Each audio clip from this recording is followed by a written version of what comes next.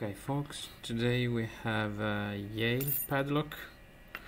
I don't know which kind it is, and this made me work on it a lot before I understood what was going wrong. Hopefully now I've been successful in picking it a couple of times, so we can try an attempt to it. Now first is free, second is free, third is free, fourth, five is binding,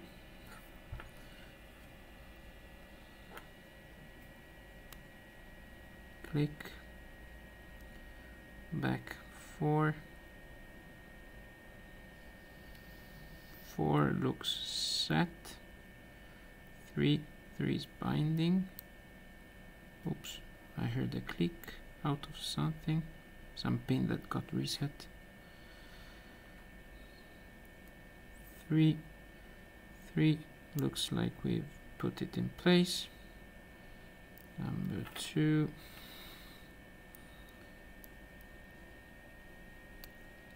with the click.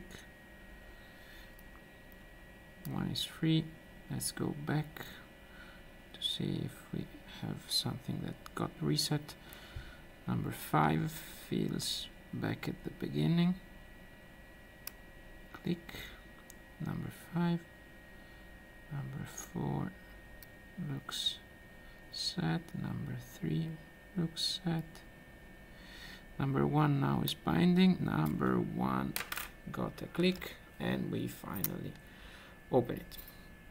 Now, what was going wrong with this is that it is a lock in good working condition, but it needed some lubricant.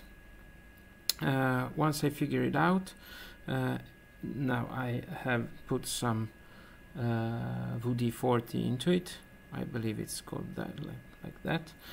And now the pins are very much more natural in the feedback they gave.